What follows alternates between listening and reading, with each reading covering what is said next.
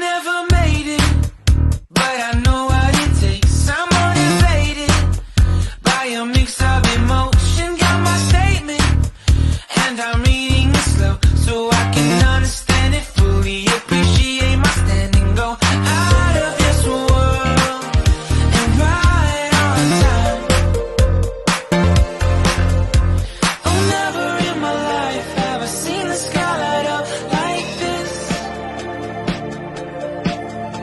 I'm far away from Earth and I wanna know if you exist. Mission control, do you read me? Send me my coordinates lately. Mission control, am I drifting?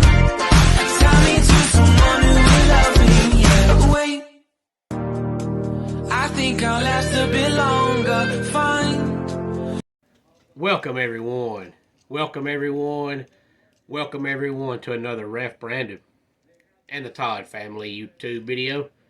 Wherever you are, whatever you may be doing, thank you so much for making Ref Brandon and the Todd family a part of your day. We always greatly appreciate it. I'm going to talk about the NFL playoffs coming up here in a couple of minutes, but first I want to let everybody know that this weekend I have two wrestling shows.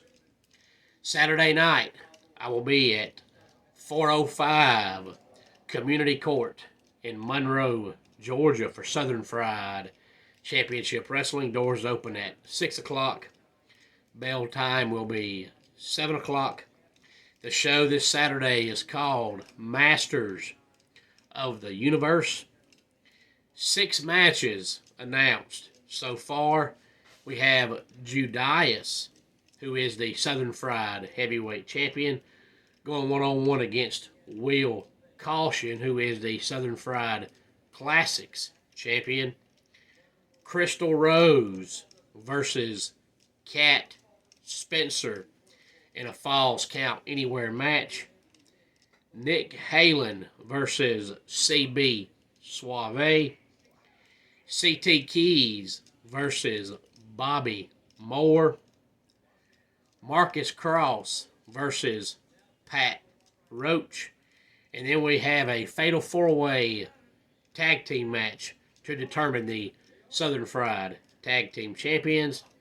We have the Grapplers as one team, Billy Buck and Jacob Ashworth as the second team, Sal Renaro and Sunny Days, who are Happy Madness, as the third team. And then we have JB Enterprises members Techi Makuji and Hunter James as the fourth team. All that and more is coming up Saturday night at 405 Community Court in Monroe, Georgia for Southern Fried Championship Wrestling's Masters of the Universe. Doors open at 6 o'clock and bell time will be 7 o'clock. And if you have not reserved your tickets early, you can get them at the door. Then Sunday afternoon, doors open at 4 o'clock. Bell time will be 4:30 for the Ultimate Wrestling Federation.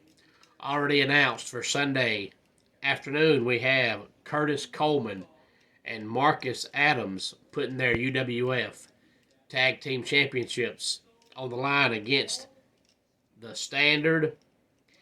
NWA star Alexander Lev will be in action. Austin Thorne is going one-on-one with Aaron Dallas. Nick Halen will put his UWF heavyweight title on the line against D.C. Washington. All that and more is coming up Sunday afternoon at the UWF Arena, 6687 Highway 72 West, Colbert, Georgia. Doors open at 4 o'clock and bell time is 4:30 Sunday afternoon. So if you're in or around the area, please come out to one or both of those shows.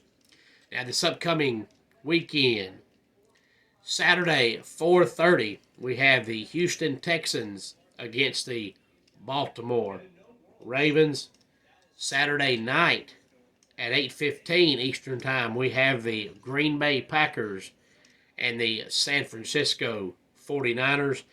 Seeing those two teams play in the playoffs reminds me of back in the day when you had Brett Favre for the Packers and Steve Young for the 49ers. Seems like back in those days, those two teams played about every year in the playoffs. And then Sunday afternoon at 3 o'clock, we have the Tampa Bay Buccaneers and the Detroit Lions. 6:30 Sunday evening, we have the Kansas City Chiefs and the Buffalo Bills. Now, I think it's clear that the two best teams in the NFL are the Ravens and the 49ers, and that should be the matchup in the Super Bowl. But I think we all know by now that when it comes to football or any other sport, the best team doesn't always win, and more than likely one of those teams is going to lose before the big game. But I tell you what, even though they are the two best teams, C.J. Stroud of the Texans and Jordan Love of the Packers are the two best quarterbacks in the game right now. They are both very entertaining to watch, and I'm loving seeing what the Packers are doing because Aaron Rodgers got home field advantage almost every year, and all he could do was get beat in the first round of the playoffs and then whine, moan, groan, and complain that it was the wide receivers. Their wide receivers are no good. They're trash. They're garbage. They suck. We need new receivers. And then Jordan Love comes in with basically the same receivers, if not a worse receiving group, and he's putting up numbers.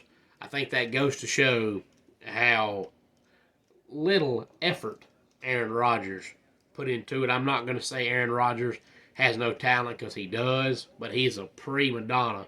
And on his list of things to worry about, I think football falls at about 575, right below getting his fingernails and toenails done. But that game Monday night between the Bucs and Eagles was absolutely ugly. I don't know what in the world happened to the Eagles, but you're talking about a team that started 10-1 and then finished 11-7. And even at 10-1, they had some problems. But of course, like always, when you're winning, nobody talks about them. But then all of a sudden, they lost to the 49ers, and it was like the roof fell in. And I don't know how in the world you can have all those weapons they have on offense and suck that bad. There's nothing they're missing. They have a quarterback. They've got a running back. They've got a tight end. They've got receivers. Their offensive line ain't bad, but yet they get on the field and they're terrible. Now, everybody says they're too predictable, and everybody says that you can watch the film and you can watch the offensive linemen, and if they squat a certain way, that means they're going to run, and squatting another way means they're going to throw. Now, if the Eagles are that predictable after 18 weeks, there's a problem. And now they're kind of stuck in a predicament because the first 2 years they thought Nick Sirianni was the greatest coach of all time. I personally have always thought he was in over his head. I think he's extremely underqualified. But when you're winning, nobody cares. And now all of a sudden in the last half of this year, it looks like he is extremely underqualified. And everything he says makes zero sense. He stepped down from being the offensive coordinator and said, he just can't call plays. They lost their last OC. He's now the head coach of the Colts. He hires Brian Johnson, and he says Brian Johnson in complete control of the offense. It's Brian Johnson's offense. Well, then, after that 10-1 start, and they collapsed, after about 3 weeks of that, Nick Sirianni came out and said, it's not Brian Johnson's offense. It's my offense. He just calls the plays. But he didn't say that until Brian Johnson started getting called out for how bad the offense looked. And then they brought in Reddick to basically be nothing but a pass rusher. His job is to go out there and attack the quarterback. Every chance you get, try to sack him, knock him down, make him hurry. And then they had one game where, for whatever reason, they dropped him back in pass coverage, and Nick Sirianni said, well, we don't want to be predictable. That makes no sense at all. You can go back and look at guys like Michael Strahan, Reggie White, Dick Butkus, Lawrence Taylor, any of those guys. They were on the field, and it was predictable. You know what they were doing. They were going to try to sack the quarterback, but it still worked. So making him drop back in pass coverage and then say that's being too predictable is about the dumbest thing I've ever heard. So I don't know exactly what happened to the Eagles. All I know is that they absolutely fell apart. But, of course, their arch rival is the Cowboys, and they looked pitiful against the Packers. So those two teams are rivals, and they're both already out of the playoffs. The Cowboys, I believe, have gone 12-5, 3 straight seasons now, and lost their first playoff game. Any thoughts on any of this? Please feel free to let me know. Homes for Our Troops is a publicly funded 501c nonprofit organization that builds and donates specially adapted custom homes nationwide for severely injured post 9/11 veterans. Since the 2004 inception, nearly 90 cents of every dollar spent has gone directly to our program services for veterans. Visit at hfotusa.org. Let's go ahead and get our dad joke of the day in here. What do you see when the Pillsbury Doughboy bends over? Donuts. And that does it for today's Ref Brandon and the Todd Family YouTube video. Until next time, it's Ref Brandon saying, just like in pro wrestling, life can be over by the count of 3. Tell your friends and family how much you love them. Bye.